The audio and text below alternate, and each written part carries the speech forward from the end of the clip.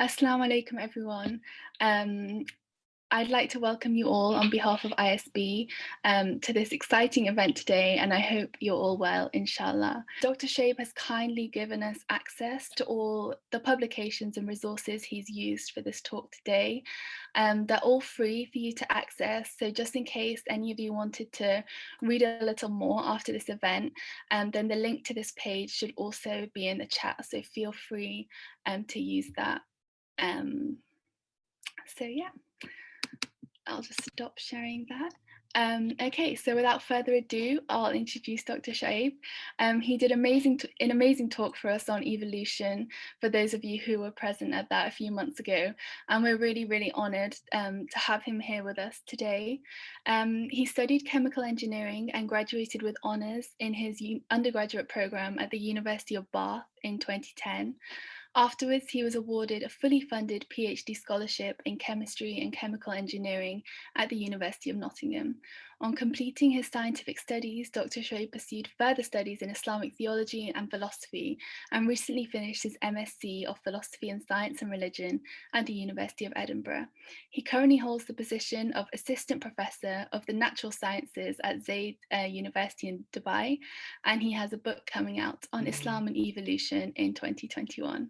So yeah, I'll just hand over to Dr. Shoaib.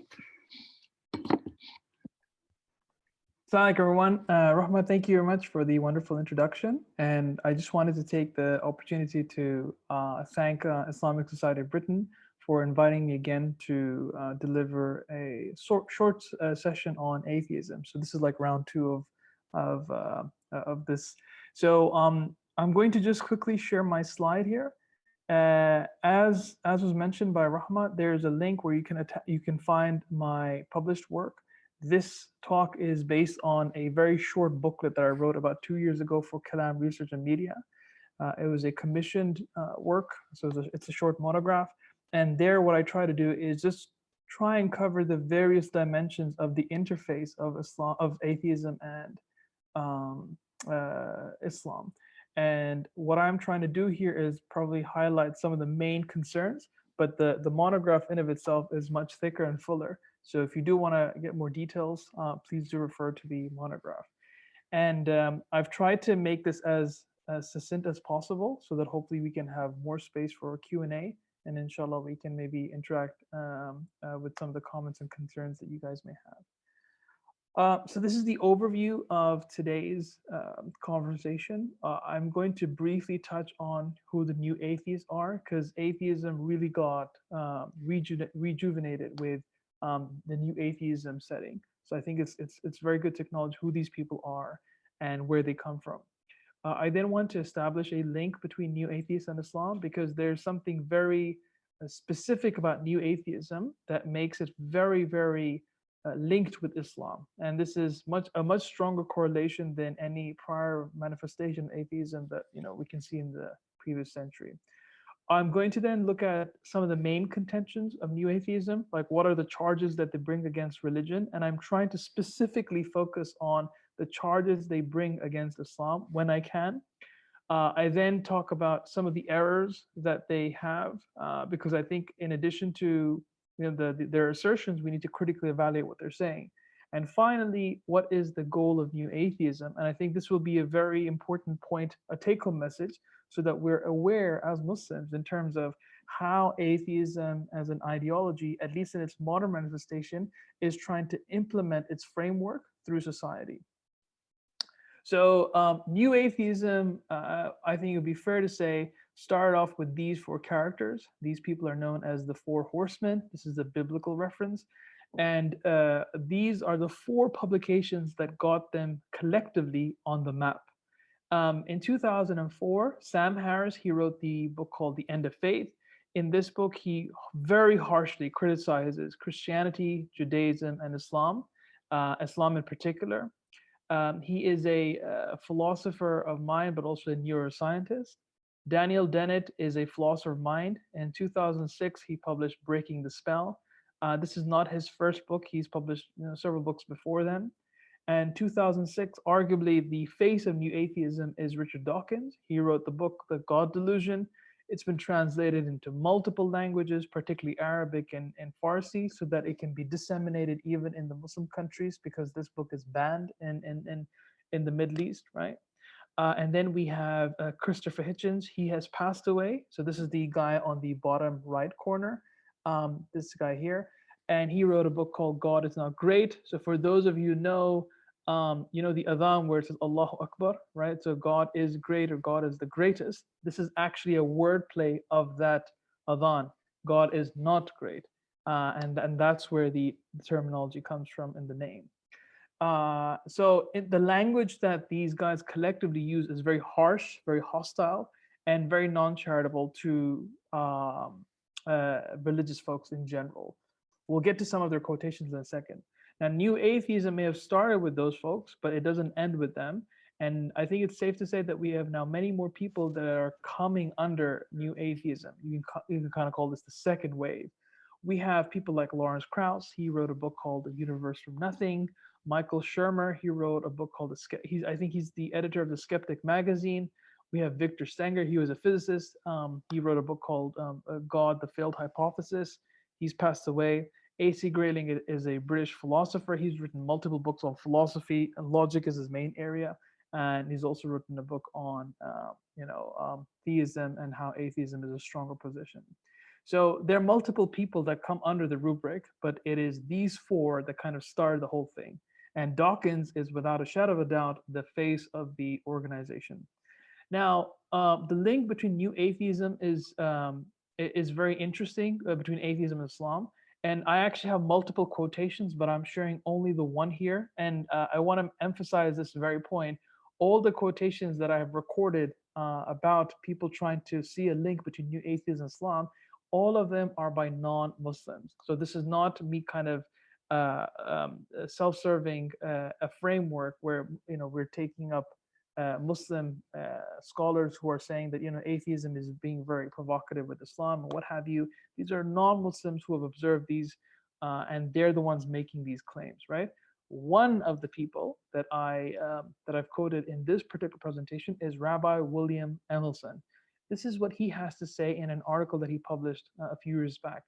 In my view, the newness of New Atheism has very little to do with its in-your-face, aggressive nature, or its popularity, or even its scientific approach to religion. What seems to distinguish it from earlier forms of atheism is the subtle, and sometimes not so subtle, ways it critiques and attacks Islam through its scattergun critique of religion in general. For the new atheists, their general condemnation of religion targets not only Islamic extremism, but also Islam, because in the main, they admit no meaningful distinction between moderate and extremist Islam. And this is the important part. More than anything else, in my view, their attack on Islam is what puts the new into New Atheism. Islam in the New Atheist writings is consistently depicted as irrational, immoral, and in its purest form, violent, right? So this is a very important observation that a non-Muslim is making about this movement. And I think we have to take heed to that, right? In the sense that what exactly is putting the newness in New Atheism, and why are they getting so much popularity? Others have noted that the only reason, perhaps the only reason, New Atheism was so catalytic was because these books were written fresh after the 9/11 episode, right? So the Twin Tower plane crash. So that's one of the things that people point out to, that had that event not happened, had the stigma of being a Muslim was not so prevalent at the time, the negative connotations that Islam and Muslims had at the time were not so predominant, then perhaps atheism would not have climbed to the success it has had today. So these are just some historical things to look into. Getting straight to the point now, I want to highlight three general considerations that atheists throw at religious folks in general and Islam in particular. I think the first one resonates very well with every single atheist author. Fundamentally, they believe that science can answer everything, like literally everything, right? So they pit science with religion, or they pit science with God, and they convert everything into a scientific question, right? And because of this framework, they believe that science can ultimately undermine religion in every shape or form. Now, people, particularly who are untrained in philosophy, they might think, hey, what's wrong with that? Science is an excellent utility. We'll get to some of the problems with this kind of worldview in a second, but take it for now that this is their position, that science can answer everything. Religious folks answer nothing. Religion has no explanation value whatsoever, and therefore it needs to be disposed of. Even the very question of God, right, has to be converted to a scientific question. So this is Richard Dawkins. He's put it this way: either God exists or he doesn't. It is a scientific question. One day we may know the answer, and meanwhile we can say something pretty strong about the probability. And this is where the whole binary narrative comes in. You're either a scientist or a religious person. You can't be both. And that's the kind of binary answers that we get by the new atheists in their writings. The second claim: Islam is a very barbaric religion. And this is nothing new. I think we've kind of seen this in the Fox News narrative. And it's just being picked up again after the Clash of Civilizations narrative, right? So the two people who I believe are really, really vocal with this kind of rhetoric are Christopher Hitchens and Sam Harris. And this is a quotation that you can find in the End of Faith by Sam Harris. He says, "It is not merely that we are at war with an otherwise peaceful religion that has been hijacked by extremists. We are at war with precisely the vision of life that is prescribed to all Muslims in the Quran and further elaborated in the literature of the Hadith. A future in which Islam and West do not stand on the brink of mutual annihilation is a future in which most Muslims have learned to ignore most of their canon, just as most Christians have learned to do so. Such a transformation is by no means guaranteed to occur, however, given the tenets of Islam." So essentially, what he's portraying here is this idea that the West and Islam are fundamentally incompatible with one another, and particularly with folks living in the States, in Canada, and the UK. I mean, this is rubbed off constantly, again and again, not just from atheists, but secularists, Islamophobes. I know, I mean, like you've got several fronts up in place that where Muslims are always on the edge, on the defensive edge, and this just adds fuel to the fire, right? So this kind of rhetoric is very poisonous because the media inflames this, and you get further alienation between Muslims and non-Muslims, and particularly in non-Muslim majority societies. So this is a common problem that we find across all these different camps. This is another quotation by Hitchens. "Islam has never forgiven the Jews for encountering Muhammad and deciding that he was not the authentic messenger, for emphasizing tribe and dynasty and racial provenance in its holy books. Religion must accept the responsibility for transmitting one of mankind's most primitive illusions down through the generations." So here, what he's claiming is that during the time the Prophet, peace be upon him, when he was delivering revelation and when he was alive and what have you, he basically alienated the Jews at the time. And since then, Muslims and Jews have been always confrontational with one another. The problem with this narrative is that it is historically false. While the Prophet ﷺ disagreed theologically on many angles with the Jewish people of the time, if you see the entire history of Muslim thought, you'll find that Jews, in fact, found more safety in Muslim lands than they did in Christian lands. And that's because they were persecuted in Christian predominant lands. So this is actually a historical problem the historical statement that Hitchens fails to acknowledge. And what he's just trying to do, and this is generally you'll find in most of the new atheist literature, is that it is very based on brushstroke scenarios and simplicity. When you remove black and white narratives, and when you move gray narratives and you focus on black and white, you get the exact same rigidity, exact same mentality as you do with fundamentalists. So I personally see a lot of similarities between the new atheist literature and even fundamentalist rhetoric. And this is a clear example of this kind of presentation. Finally, Islam is a very stupid and backward religion. And I apologize in case if that seems offensive or provocative, but this is exactly the language that they use, right? And to give you an example, this was a very interesting paragraph that I found in Hitchens' book. So he, to give you context, this is a situation that he recorded of Nigeria. Now, Nigeria was polio free, so we have vaccines for polio, right? Now, he takes a case where polio was reintroduced into the country because of so-called religious fatwas or scholars making edicts, religious edicts, that kind of banned using, vaccination. So let's see what he says. In northern Nigeria, a country that had previously checked in as a provisionally polio-free country, a group of Islamic religious figures issued a ruling or fatwa that declared the polio vaccine to be a conspiracy by the United States and amazingly, the United Nations against the Muslim faith. The drops were designed, said the mullahs, to sterilize the true believers. Their intention and effect was genocidal. Nobody was allowed to swallow them or administer them to infants. Within months, polio was back, and not just in northern Nigeria. Nigerian travelers and pilgrims had already taken it as far as Mecca and spread it back to several other polio-free countries, including 3 African ones, also far away Yemen. So now I'm going to explain the context of this in a second, but this is the kind of episodes they jump on. So here we have, these religious folks look kind of rubbish in their claiming, and how they're even rejecting vaccinations because they think it's some kind of conspiracy which will lead to people being sterile, right? And getting their faiths disseminated. So this is the kind of rhetoric we see in the New Atheist literature. So that kind of sums up, the claims of New Atheism. Of course, there's much more. I'm not providing an exhaustive list here, but now let's look at some of the, the way we can kind of identify the errors in the New Atheist literature. Okay.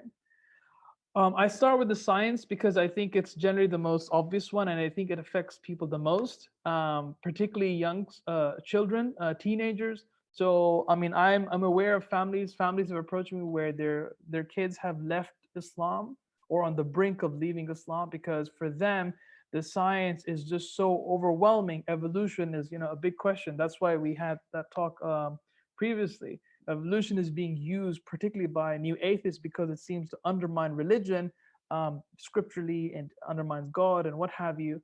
And so therefore people find that convincing, and therefore they leave Islam altogether. Now, we have to make a distinction here, which I think is very important, particularly for parents. I think this is a very useful thing to acknowledge. There's a difference between science, which is a method, and scientism, which is an ideology. Okay. Science is our ability to use whatever we can, whatever methodological framework we use to be able to understand the natural world, right? So this involves experimentation, involves, using computers, being able to describe certain phenomena mathematically, coming up with theories, coming up with equations. These are all methodological claims, right? Science is a method. Scientism, however, is an ideology, which is the idea that everything can only be explained scientifically. Okay, that's the ideology. Now, as Muslims, we have no problem with science, but scientism, however, is fundamentally at odds with the Islamic faith because scientism is not a worldview that we adopt.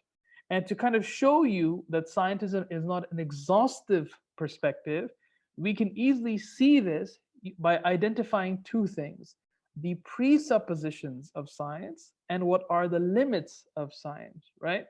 And there's a vast literature on this, so I'm simplifying this. So hopefully if you have any questions, we can pick up on this in the Q&A. But just to cut it short, presuppositions are those things which pretty much all scientists have to presume to get science running. If these presumptions are not there, you will never have science. Science would be impossible, right?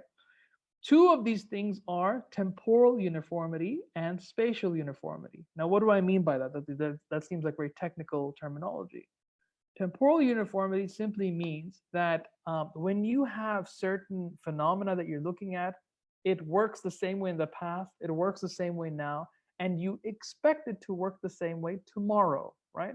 So for example, here I have so I don't know if you can't see me in the camera, but if I have a pen and I drop the pen will go down, right? And I notice every time that I drop the pen, it always goes down. From there, I can make a generalization, right? Now, the thing is, even though tomorrow didn't come yet, tomorrow hasn't come, tomorrow is still an open future, I presume that all my observations in the past will work in the future. This is known as temporal uniformity. That you believe that you believe that all your laws of nature will hold tomorrow, right? So this is known as temporal uniformity. Science cannot work without this presumption. So if imagine you have the pen dropping down on one occasion, it dropping down to the left on another occasion. If you drop it, it goes up on another occasion. If you drop it, it goes right in another occasion. If it goes in different directions every time you drop it, you can no longer generalize a law out of it. You cannot come up with a scientific theory because every moment is so radically different. Science works with the presumption that there are these regularities that constantly behave in the same manner through which we can extract an explanation from, right? If you don't have that, it's impossible to do science. Spatial uniformity is simply this idea that the same phenomenon that I do in Dubai is the same as it is in the UK. So if I drop my pen, right, in UAE, in Dubai, it will go down just like as it would in the UK, right? So we also believe that our laws that we discover, they must be the same everywhere. And again, this is based on a presumption. This is not something that scientists have proven. They presuppose these things. Now, this in of itself indicates that science cannot prove everything because it must rely on certain philosophical presumptions to get the ground running. So scientism automatically banks itself because of these presumptions. So when somebody claims, oh yeah, science can pretty much solve everything, well then these presumptions that you're having, where did they come from? They didn't come from science. You just have to presume them, right? Now, in addition to these presuppositions, we have limits to science as well. So one example is ethics, right? So no matter how many different experiments you choose, you can never find morality in a test tube, right? No matter how much you dissect the brain, no matter how many cells you divide up, no matter how many neurons you fire up, right? You are never going to find killing is wrong in the brain. You're never going to have an X-ray where there's a moral prescription, right? Where it says, oh yeah, if you take an X-ray, you'll find out that smoking is a bad thing. Prescriptions, right? Prescriptions aren't coming with the data set. They are prescribed by human beings. So ethics is a huge domain which science cannot fully answer. And I know this may seem like maybe a radical claim or a novel claim to some of you. In the general literature of philosophy of religion, this is a big discussion, and I acknowledge that, but I'm just kind of sharing simple example tidbits to kind of make sense of this as we go along. Mathematics is one example. So mathematics are these abstract notions that don't seem to, exist anywhere, but we make sense of them. So for example, even if the universe didn't exist, let's say the whole creation never existed, the claim 1 + 1 is equal to 2 would still be true, right? Mathematics have this weird quality about them that they seem to have a reality that don't seem to be affected by our natural world. So what are they, right? Are they like these non-physical things that just stay there as they are, right? So these are things that scientists can also claim to have proven scientifically. Finally, the claim itself. If you are claiming that science can answer absolutely everything, the claim itself is unscientific, right? Because obviously it hasn't. It's a belief system that you're imposing. So it's kind of you're shooting yourself in the foot. To claim that science can answer everything is to basically refute what the position is trying to say. If you believe that science has an answer for everything, the moment you say, yeah, science can answer everything, that's not based on empirical demonstration. That's not based on an experiment. That's just